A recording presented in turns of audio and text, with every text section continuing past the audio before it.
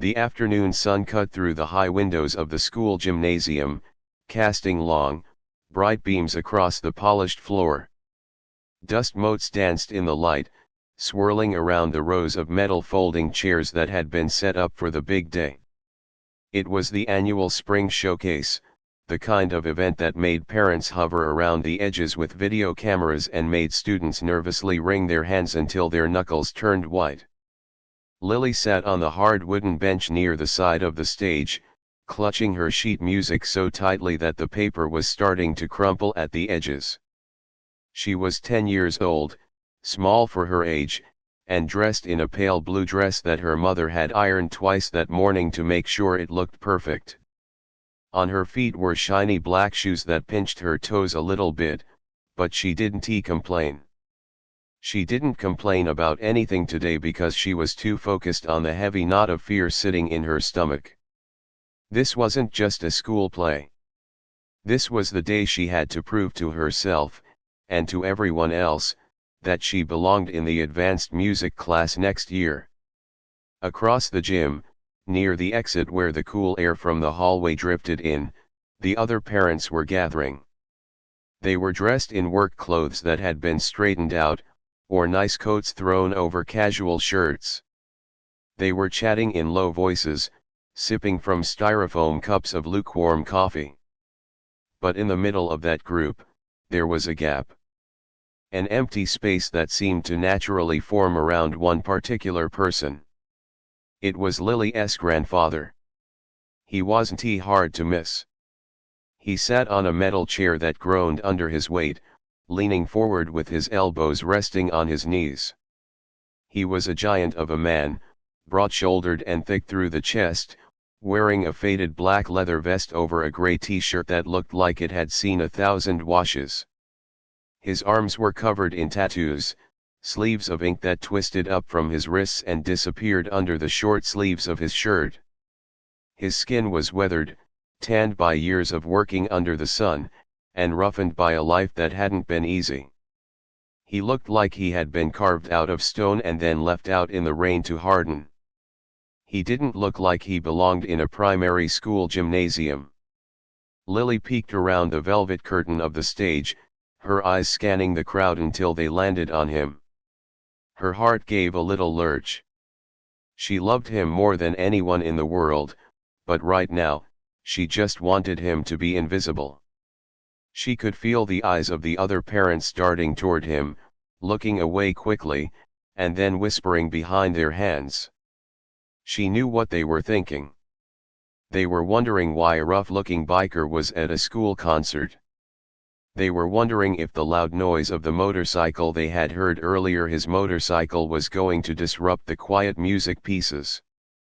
A group of boys from her class walked by the side of the stage, laughing and shoving each other. One of them, a tall kid named Tyler, stopped and pointed toward the seats. "Is that your grandpa?" Tyler asked, his voice carrying that loud, unthinking cruelty that 10-year-olds often have. "The one with the skull on his jacket?" Lily felt her face get hot. She pulled the sheet music tighter against her chest. "Yes," she whispered. "He looks scary," another boy said, giggling. "Is he in a gang?" Lily didn't answer. She just ducked back behind the curtain, pressing her back against the wall. She squeezed her eyes shut for a second, trying to push the tears away. She didn't want them to see her cry. Her grandfather wasn't scary, not to her. To her, he was the person who let her sit on his lap and steer the old car in the driveway. He was the one who fixed her broken toys with superglue and patience. He was the one who told her stories about the open road and the wind in your hair. But here, in this gym filled with clean carpets and quiet expectations, he was an outsider. And because she was his granddaughter, she felt like an outsider too. On the other side of the gym, the grandfather shifted his weight. The chair squeaked again. He could feel the stares, too. He had felt them his whole life. He knew exactly what these people saw when they looked at him. They saw the leather. They saw the beard. They saw the scars on his knuckles. They didn't see the man who spent hours practicing clapping rhythms so he wouldn't embarrass her at the last show. They didn't see the man who had driven an hour in traffic just to sit on a hard chair for 2 hours. He rubbed his thumb against his call-used palm, a nervous habit he had picked up over the years. He looked up at the stage, searching for a glimpse of the girl in the blue dress. He knew she was good. He knew she practiced until her fingers hurt. But he also knew she was fragile. She had a soft heart, the kind of heart that bruised easily when people whispered. A woman in a beige suit sitting next to him shifted her chair noticeably to the left, putting a few more inches of distance between them. She didn't look at him. She just adjusted her purse and stared intently at the program in her lap. The grandfather didn't get angry. He just let out a very small, silent breath through his nose. He was used to it. He didn't come here for the approval of the woman in the beige suit. He came here for Lily. He thought about the night before. Lily had been sitting at the piano in his living room, her face buried in her hands. "I can't do it, Papa," she had sobbed. "It's too hard. The fast part, my fingers just get tangled." He had walked over to the piano, his heavy boots thudding softly on the rug. He didn't know how to read music. He didn't know a treble clef from a bass clef. But he knew how to listen. He had put his big, rough hand on her shoulder and said, "Just hum it to me, kid. Don't play it. Just hum it like you're angry at it." And she had. And the rhythm came out. She didn't need to worry about the black dots on the page if she could feel the beat in her chest. That was what he was trying to teach her. But looking around this stiff, silent gym, he wondered if his kind of music, the rough, wild kind, had any place here at all. The chatter in the room began to die down. The principal, a man with a bright red tie and a microphone, walked onto the stage. There was a screech of feedback from the speakers, making everyone flinch. The grandfather didn't flinch. He just sat there, like a rock in a stream, unmoving. "Welcome, families and friends," the principal said, his voice echoing off the walls. "We have a wonderful show prepared for you today by our talented students." Lily was third on the list. She stood up backstage, her legs feeling like jelly. She could hear the murmur of the crowd. She could feel the pressure of the music folder in her hand. She peeked out again. Her grandfather was looking right at the stage. He wasn't looking at the principal. He wasn't looking at the other parents. His eyes were locked on the curtain, waiting for her. He saw the hem of her blue dress appear, and his face changed. The hard lines around his eyes seemed to soften. He stopped rubbing his thumb. He sat up a little straighter. The scary biker look melted away, replaced by something fierce and protective. He didn't care about the silence. He didn't care about the judgments. He was just here to watch his girl fly. "And now," the principal announced, "please welcome Lily to perform her piano solo." Lily took a deep breath, filling her lungs with air that tasted like floor wax and anxiety. She stepped out onto the stage. The lights were bright, blinding her, but she didn't trip. She walked to the large black piano in the center of the floor. The bench was too low, so she had to reach up to adjust it, the metal scraping loudly against the floor. The sound seemed to thunder through the quiet gym. She sat down. She smoothed out her skirt. She looked out into the darkness beyond the lights. She couldn't see faces, just shapes. But she knew one shape was sitting there, in the fourth row, heavy and solid, holding the space up for her. She placed her shaking fingers on the cold ivory keys. She was terrified she would mess up.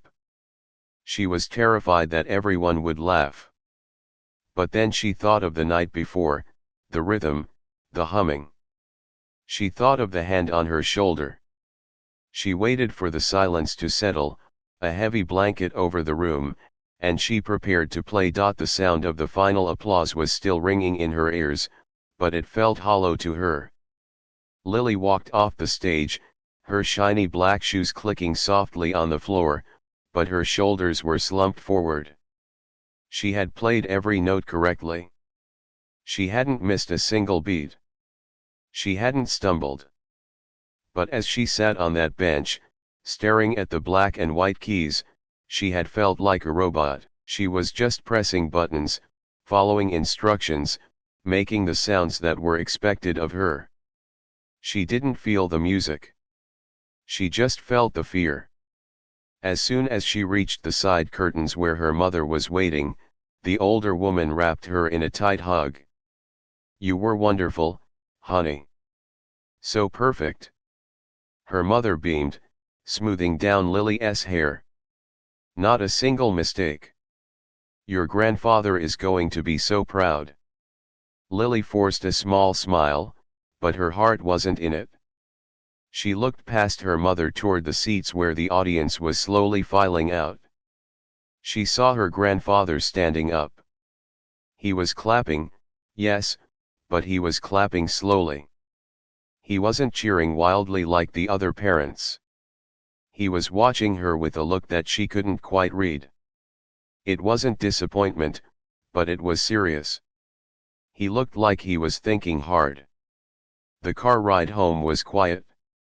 Usually, her grandfather would talk about the bikes he saw in the parking lot or make jokes about how loud the speaker system was, but today he just stared out the window. The leather of his jacket creaked every time he shifted his weight. Lily sat in the back seat, clutching her music folder. She wished he would say something. She wished he would tell her she was great, just like her mom did. But he just stayed silent, his heavy boots resting on the floor mat. When they got to the house, the silence continued. The house was small but cozy, filled with the smell of old wood and motor oil that always seemed to cling to her grandfather. Lily went straight to the upright piano in the corner of the living room. It was an old instrument, the keys slightly yellowed with age, but it held a warm sound. She sat down on the bench and opened her folder. She had to practice for the regional competition coming up next month. This one was even bigger than the school show. The judges would be professionals. She placed her hands on the keys and started to play the piece from the show. It was a classical song written by a man who had been dead for hundreds of years. The notes were supposed to flow like water, but under her fingers, they felt like stones. She played the first page. Then the second. Then she reached the difficult part in the middle. Her fingers tripped. She hit a wrong note, a sharp jarring sound that made her wince. She stopped. She took a deep breath and tried again. And again. Her fingers felt stiff, like cold sausages. She couldn't get the rhythm right. She couldn't make it sound light. Frustrating, isn't it? The deep voice made her jump. She hadn't heard him come into the room. Her grandfather was standing in the doorway, leaning against the frame. He had taken off his leather jacket and was wearing just his gray t-shirt, which showed the thick muscles of his arms. He looked huge in the small room. "It's too hard," Lily said, her voice trembling. "My hands are too small. I'm never going to get it right." She slammed her hands down on the keys, making a loud, ugly noise, and then buried her face in her hands. She didn't want to cry, especially not in front of him, but the stress of the last few weeks suddenly poured out of her. Hot tears leaked through her fingers. She felt stupid. She felt like a failure. For a moment, there was only the sound of her sniffling. Then she heard the heavy thud of his boots moving across the carpet. She expected him to tell her to stop crying. She expected him to tell her to toughen up, the way he did when she fell off her bike.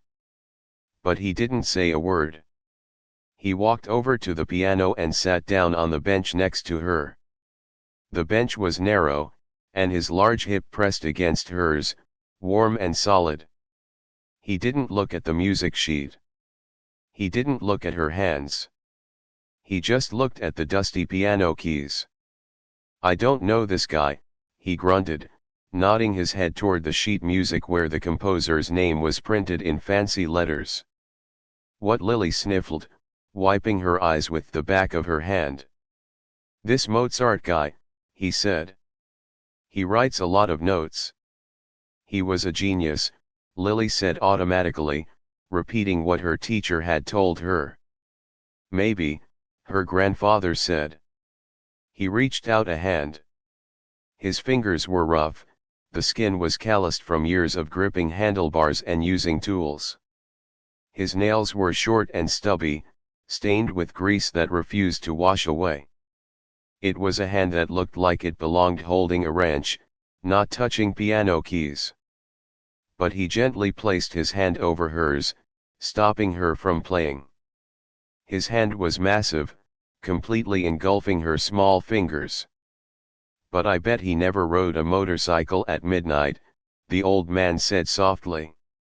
"And I bet he never felt the wind hitting his chest so hard it felt like he was flying." Lily looked at him, confused. "What does that have to do with the song?" "Everything," he said. "You're trying to be perfect, kid. You're trying to be a machine. But music isn't about perfect. Music is about feeling. It's about a heartbeat." He lifted his hand off hers and tapped his own chest, right over his heart. Thump thump. Thump thump. "Your piano sounds like a typewriter right now. Tick, tick, tick." "It's boring," he said. His voice was blunt, but it wasn't mean. It was just honest. "You're scared of the notes. You're scared of messing up. So you play small." Lily looked down at the keys. He was right. She was playing small. She was trying to hide behind the perfection. "Stop playing the paper," he commanded gently. "How?" "Forget the paper for a minute," he said. He closed his eyes. He started to hum. It was a low, rumbling sound that seemed to vibrate through his chest and into the bench. It wasn't a classical tune. It sounded like an engine. It started low and slow, then rose up, faster and louder, sounding like a motorcycle revving up to pass a truck on a highway. Hum hum hum. He opened his eyes and looked at her. "Hear that? That's a rhythm. That's life. That's going somewhere." Lily listened. She felt the vibration of his humming in the air between them. It was strong and steady. It wasn't shaky like her hands. "Try it," he said. "Don't play the black dots. Play that sound." "I can't," Lily whispered. "My teacher said I have to follow the dynamics. I have to play it piano and then forte." "To hell with piano and forte," her grandfather scoffed good-naturedly. "Play it like you're mad at it. Play it like you're happy. Just don't play it like you're scared." He reached over with one finger and pressed a low bass key on the piano. It resonated through the room, deep and full. Then he pressed another one, a little higher. He wasn't playing a song. He was just testing the sounds. "Find the growl in the piano, Lily," he said, using her name for the first time since she started crying. "Every piano has a growl. You just have to hit it hard enough to wake it up." Lily took a shaky breath. She looked at the sheet music, Then she looked at her grandfather. He wasn't a musician. He didn't know anything about technique. But he knew about passion. She had seen him work on his bike for hours, his face covered in oil, completely focused, loving every bolt and wire. He poured his soul into that machine. She realized she needed to pour her soul into this instrument. She moved her hands back to the keys. She didn't start at the beginning of the song. She started at the hard part. The part that scared her. She thought about the feeling of the motorcycle ride. The wind. The speed. The power. She struck the keys. It wasn't perfect. The timing was a little off. It was louder than it was supposed to be. But it wasn't a typewriter. It was a growl. The piano seemed to jump under her hands. She played the run of notes aggressively, letting the mistakes fly past without stopping. Her grandfather sat next to her, nodding his head slowly. A small smile tugged at the corner of his mouth, hidden under his mustache. "That's it," he rumbled. "Let it breathe." He started tapping his heavy boot on the floor, keeping a beat that was steady and strong, a rock for her to build her music on. For the next hour, they didn't practice scales. They didn't practice counting beats. They just sat there, exploring the sounds of the piano, learning how to make the machine cry and sing. And for the first time in a long time, Lily wasn't thinking about the judges. She was just thinking about the music, and the man sitting next to her who taught her that it was okay to be loud. The next few days at the house felt different. The air seemed lighter, and the pressure that usually sat on Lily's chest like a heavy stone had started to crumble away. It was mostly because of the change in the routine. Usually, when she came home from school, it was straight to the piano bench to practice scales and drills until her fingers ached. It was boring work, like scrubbing a floor with a toothbrush. But now, her grandfather was waiting for her. He would be sitting in his old armchair in the living room, a cup of black coffee in his hand, listening to the sounds of the house. When she walked in, carrying her heavy backpack and her music folder, he would put the coffee down and look at her. "You ready to make some noise?" he would ask, his voice a low rumble that seemed to shake the table next to him. They weren't practicing the classical piece the way her teacher wanted. They were doing something else entirely. Her grandfather didn't know how to read the little black dots on the paper. He didn't know what allegro or adagio meant. But he knew how to tell a story. "Just play me the feeling," he told her on the second afternoon. "Don't give me the math. Give me the heartbeat." Lily sat at the piano, but she left the sheet music closed on the rack. She looked at his rough, weathered face. He had lines around his eyes that looked like cracks in dry earth, evidence of years of squinting into the sun and laughing at jokes nobody else heard. "What kind of feeling?" she asked. "Close your eyes," he commanded. She did. "Okay. Imagine we are on the bike. It's early morning. The sun is just coming up over the mountains. The air is cold. It's so cold it bites your nose." Lily shivered. She knew that feeling. She had ridden on the back of his bike with him, holding onto his leather jacket tight, watching the world go by in a blur. "Now," he continued, his voice dropping to a whisper, "we are at the bottom of a huge hill. We are going to climb it. Give me the sound of the engine working hard. Not speeding. Just working. Strong and steady." Lily placed her hands on the keys. She didn't think about notes. She thought about the vibration of the motor between her legs. She pressed down on the low keys with her left hand, playing a rhythm that wasn't written in any book. Thrum thrum, thrum thrum. It was heavy. It was strong. Then, with her right hand, she started to play a melody that wove in and out. It wasn't perfect. It sounded a little messy. But it wasn't messy in a bad way. It sounded like wind whistling through a helmet. Her grandfather nodded his head slowly, his eyes closed. "Yeah," he grunted. "That's it. That's the climb. Don't rush it. We aren't in a hurry. We're just getting there." For the next hour, they forgot about the school competition. They forgot about the judges and the formal stage. They just rode. Lily played the sound of the wind, the sound of the tires humming on the asphalt, the sound of the engine shifting gears. She learned that the piano could be more than just a pretty instrument. It could be a beast. It could be loud and angry. It could be soft and tired. "You see," her grandfather said when she finally stopped, her hands tired but buzzing with energy. "You were trying to fit the song into a box. You were trying to make it polite. But music isn't polite. Music is wild.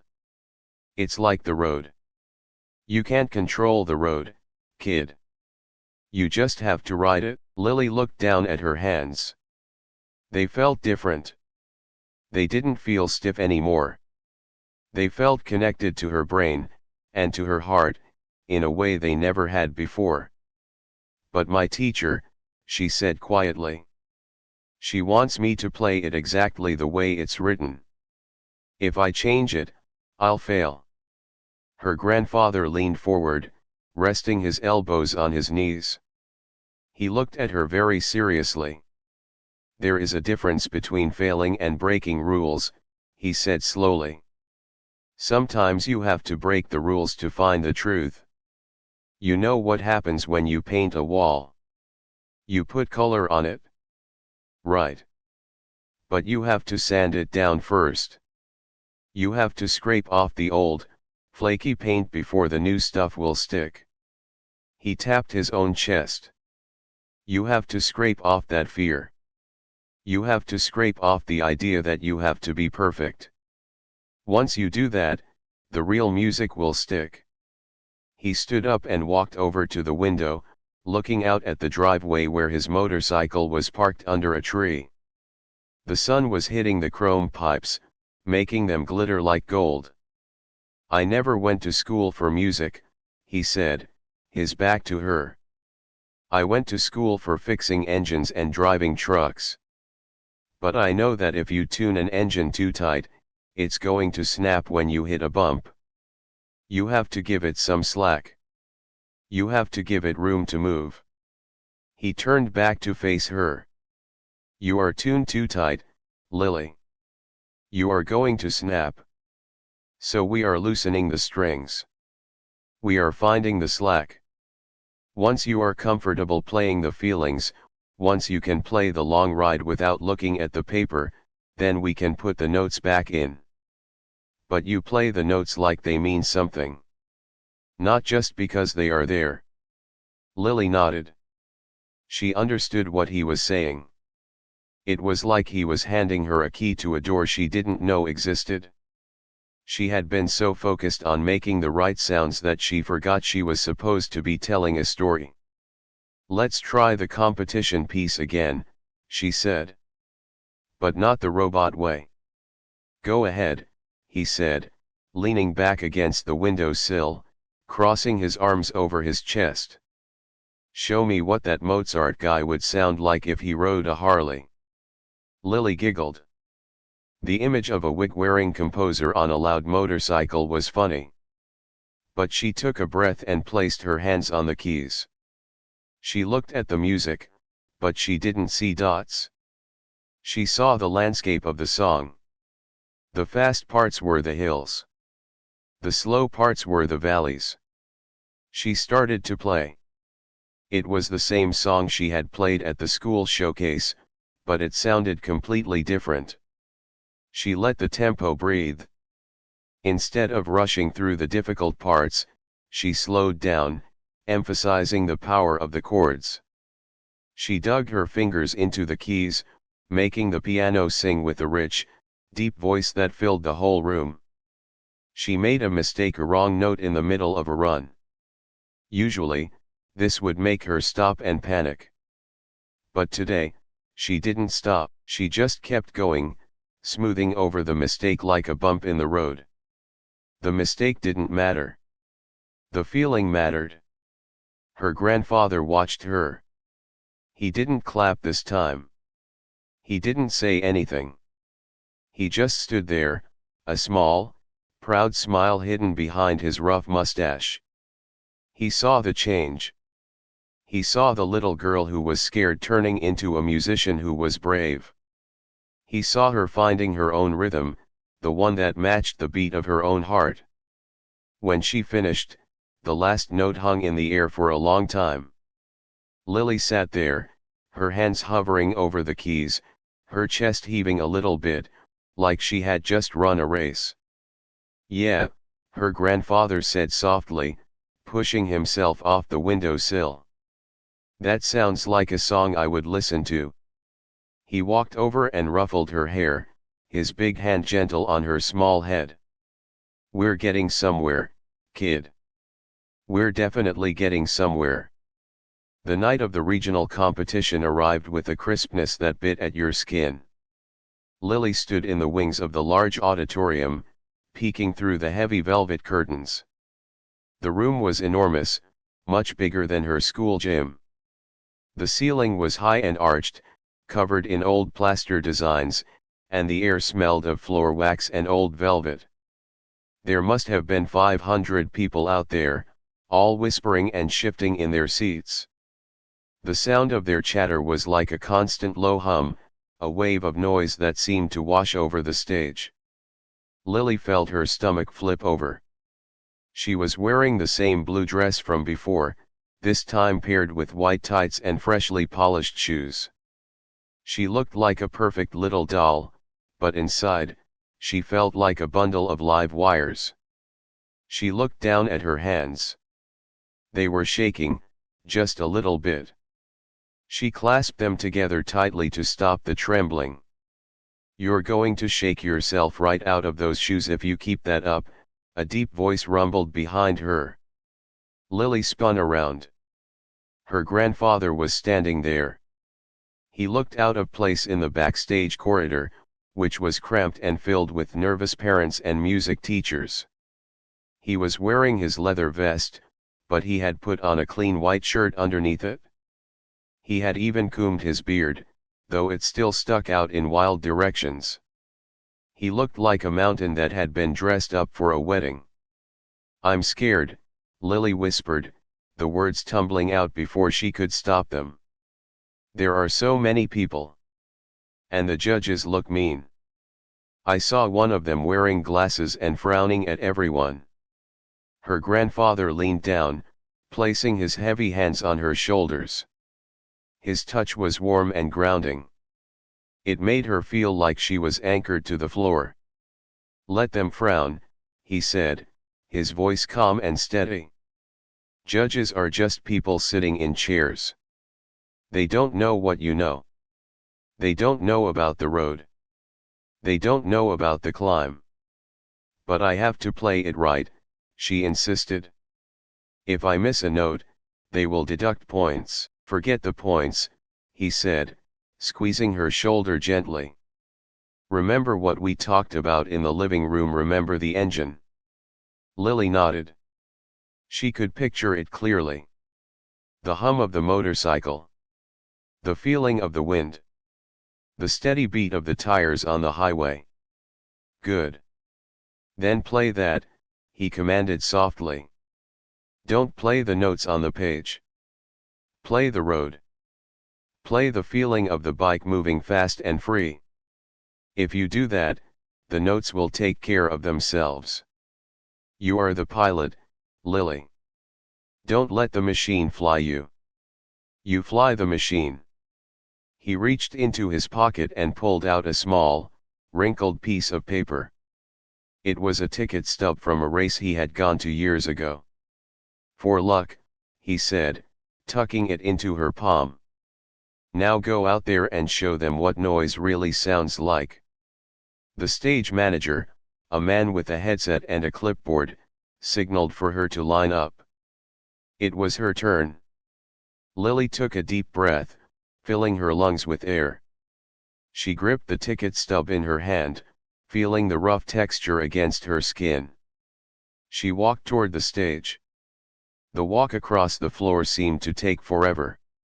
The lights were blindingly bright, turning the audience into a dark, invisible mess. She couldn't see faces, just rows and rows of empty space. She sat down at the grand piano. It was huge and black, shiny like a mirror. She adjusted the bench, trying to stop her legs from trembling under her skirt. She looked out into the darkness. She couldn't see her grandfather, but she knew he was there. She could feel him. She knew he was probably standing, or at least sitting on the edge of his seat, ignoring the people around him. She placed her hands on the keys. They felt cold. She closed her eyes for a split second. She pictured herself on the back of the motorcycle, holding onto his waist. She felt the vibration of the engine. She felt the freedom. Okay, she thought to herself. Let us ride. She struck the first chord. It wasn't gentle. It was bold and loud, cutting through the silence of the room like a horn.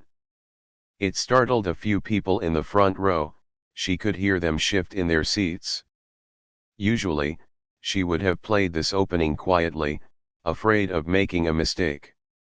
But today, she didn't hold back. She played the low notes with power, letting the sound resonate through the floorboards. This was the engine starting up. She began the melody. Her fingers moved across the keys, faster and faster.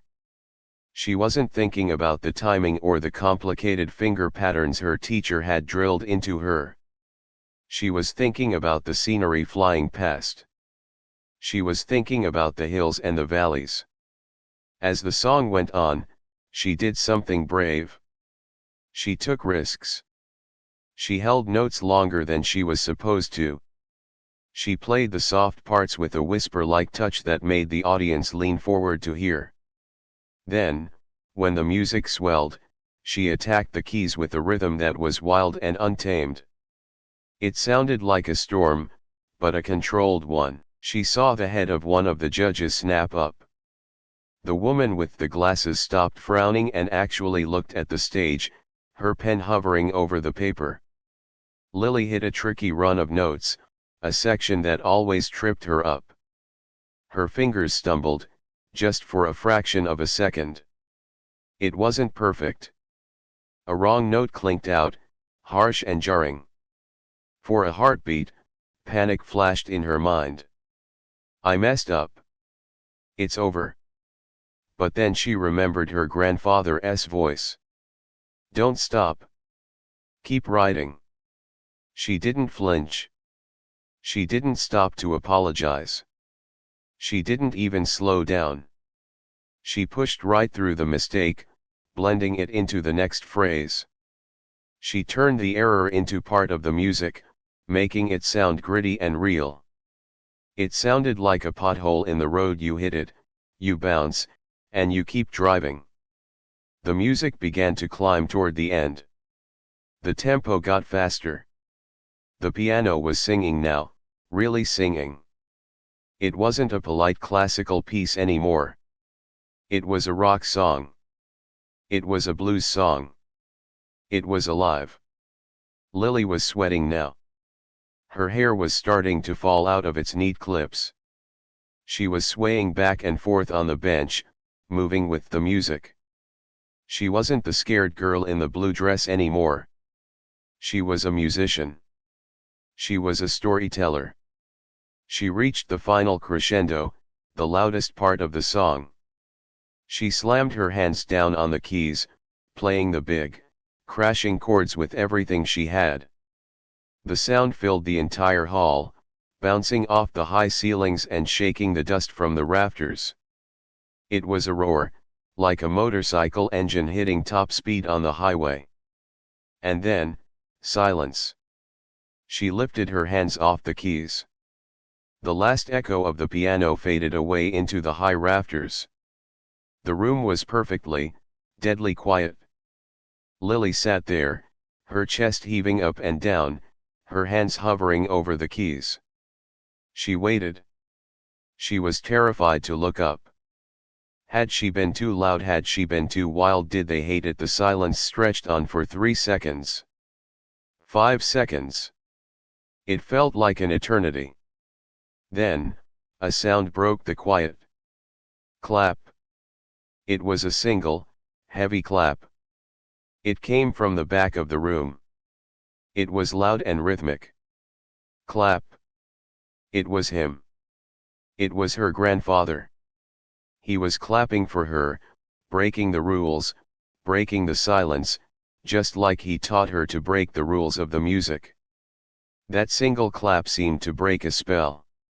Suddenly, the whole room erupted. It wasn't just polite applause. It was a roar.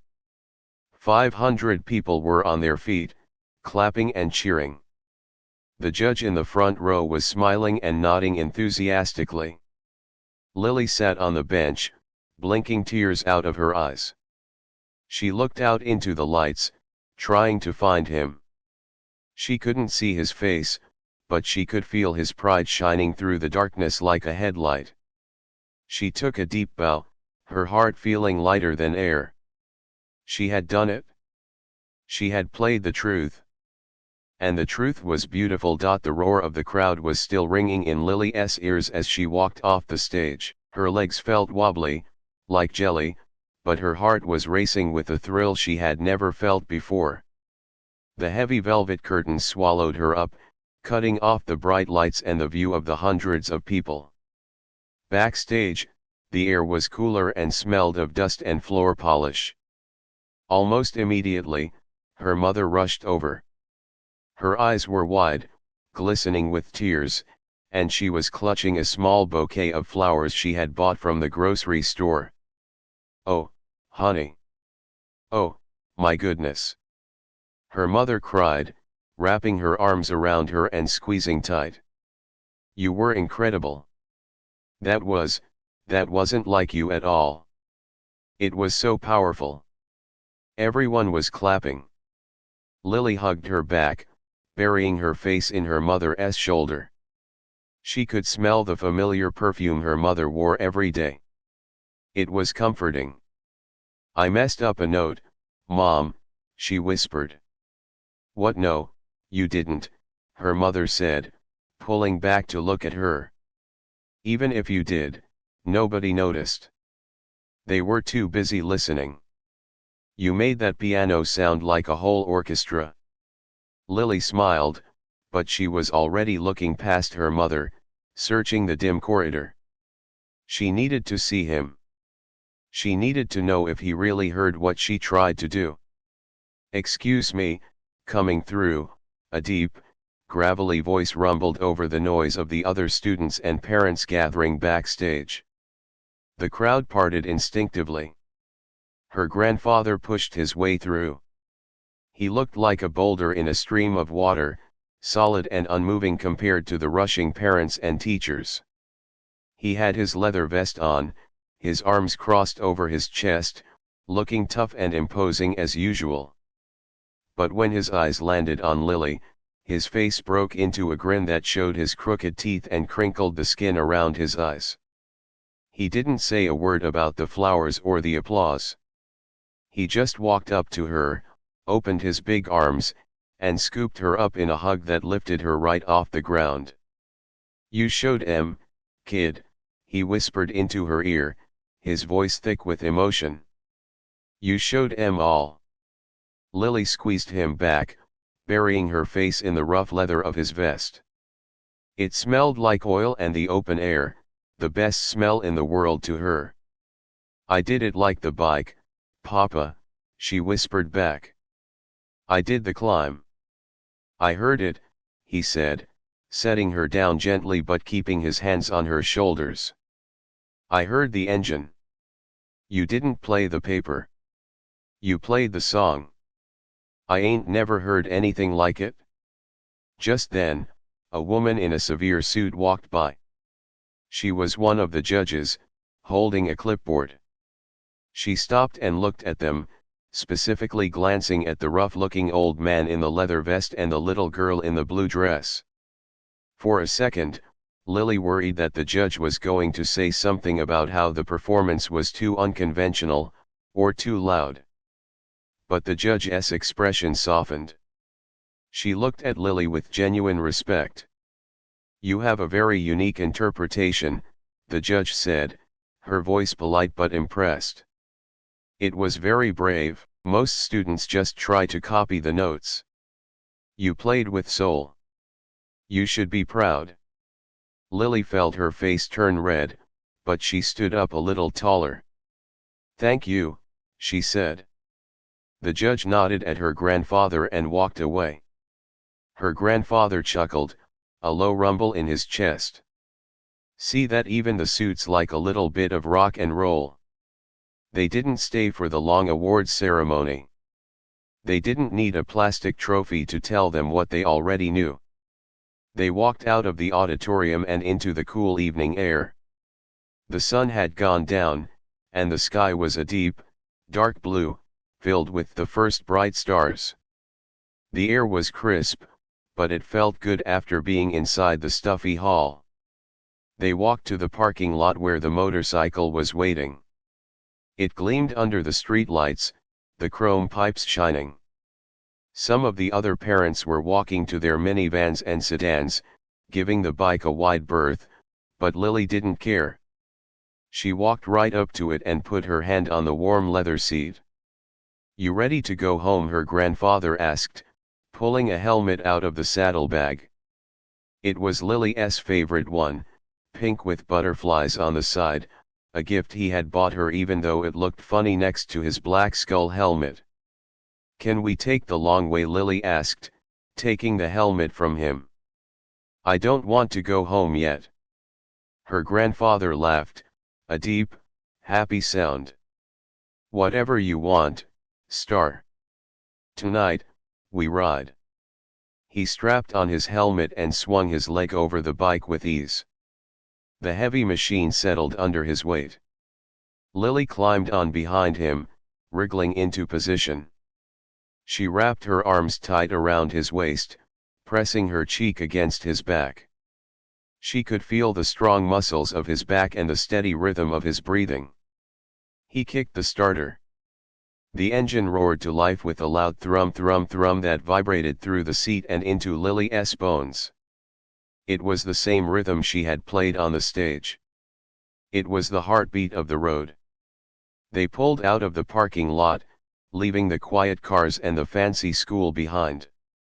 As they turned onto the main road, her grandfather twisted the throttle. The bike surged forward, picking up speed. The wind rushed past Lily's face, blowing her hair wild behind her. She closed her eyes for a second, letting the sensation wash over her. She realized then that her grandfather had taught her the most important lesson of her life, and it wasn't about music. It was about being who you are. He was a biker in a world of people in suits. He was loud in a world that wanted him to be quiet. And he had taught her that it was okay to be loud, too. It was okay to be different. It was okay to make mistakes as long as you kept riding through them. The street lights blurred into long lines of color as they sped down the highway. The world was rushing past, a big, open place full of possibilities. Lily tightened her grip and smiled into the wind. She knew she would play the piano again. She would play in recitals and competitions, and maybe she would even be a teacher one day. But she would never play like a robot again. She would always play with that biker spirit, wild, free, and full of heart. Her grandfather lifted one hand briefly off the handlebar to pat her arm, a silent gesture of love in the noisy night air. They rode on, just the two of them against the world, moving to the beat of their own drum, perfectly in tune.